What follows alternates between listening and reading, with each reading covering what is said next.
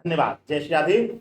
आप सभी के लिए दीपावली का जो त्योहार है, पंच दिवसीय उत्सव जो है, वह 29 तारीख से आरंभ हो जाएगा, क्योंकि लगभग 10:30 बजे के बाद से त्रयोदशी का मिलना और संध्या बेला में, गोधूल बेला में, प्रदोष काल में गोधूल बेला में त्रयोदशी तिथि के रहने से धन्वंतरी पूजन यानी कि धनतेरस पूजन 29 तारीख को ही सर्वमान्य तरीके से किया जाएगा।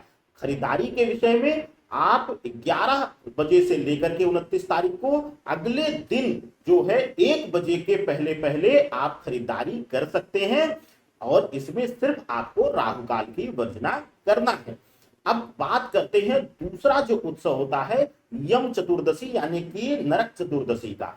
यम का दीपक जलाने का विधान है इस दिन, और चतुर्दशी तिथि का भी महत्व संध्या बेला से लिया जाता है। यानी शास्त्रोक्त में वर्णन है कि गोधूल बेला में यानी प्रदोष काल में दीपक निकालने का विधान है, और उस समय अगर चतुर्दशी तिथि मिल रही है तभी चतुर्दशी नरक चतुर्दशी मान्य होगी। तो ऐसी अवस्था में 30 अक्टूबर 2024 को नरक चतुर्दशी मनाया जाएगा। अब बात करते हैं मुख्य रूप से 31 तारीख का, जो कि दीपावली को लेकर अक्सर भ्रम फैलाया जा रहा है और लोग भी कंफ्यूज हैं। 31 अक्टूबर को ही शास्त्रोक्त तरीके से, सर्वमान्य तरीके से, वैदिक रूप से पूर्णता लेकर के हम 31 अक्टूबर को ही दीपावली मनाएंगे यानी कि लक्ष्मी पूजन करेंगे, क्योंकि शास्त्र में वर्णन मिलता है कि जिस भी संध्या काल में, जिस दिवस में संध्या काल और रात्रि बेला में, निषिद्ध काल में हमें अमावस्या मिलती है, उसी दिन हम लक्ष्मी पूजन, उसी संध्या बेला में, उसी रात में हम लक्ष्मी पूजन कर सकते हैं। तो ऐसी अवस्था में क्योंकि 1 नवंबर को दोपहर के बाद अमावस्या नहीं है, तो उदया तिथि होते हुए भी हम लक्ष्मी पूजन जो है वह 31 अक्टूबर को ही करेंगे। यह शास्त्रोक्त तरीके से भी मान्य है और यह विद्वानों के द्वारा भी इस पर सहमति पूर्ण रूप से है।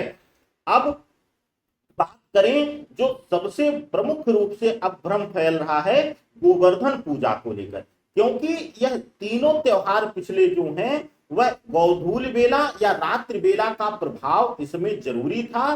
तो ऐसी अवस्था में उदया तिथि ना होते हुए भी यह त्योहार उन तिथियों में मनाए गए, लेकिन गोवर्धन पूजा प्रतिपदा तिथि में मनाई जाती है, यानी कि उदया तिथि में प्रतिपदा का प्रभाव जिस दिन मिलता है उसी दिन हम मनाते हैं। तो ऐसी अवस्था में 2 नवंबर को प्रातः काल में सूर्योदय लग्न के साथ जो है प्रतिपदा तिथि मिलने के कारण हम लगभग 4 बजे के बाद गोवर्धन पूजा या भी प्रातः काल में भी हम जो है विशेष रूप से राहु काल की वर्जना को छोड़ करके हम गोवर्धन पूजन कर सकते हैं।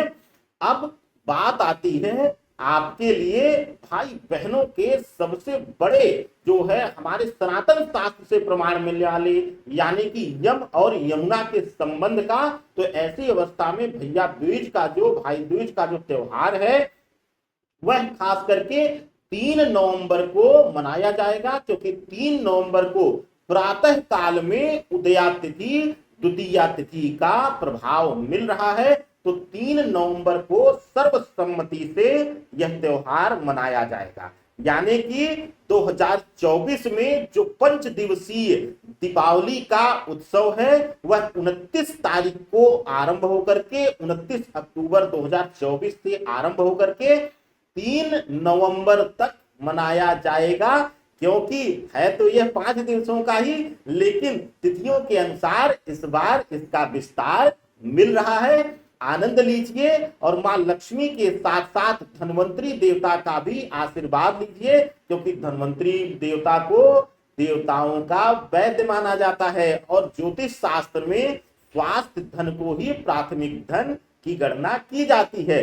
तो इस 5 दिवसीय दीपावली उत्सव का आनंद लीजिए और हमें आदेश दीजिए। नमस्कार, जय श्री राम।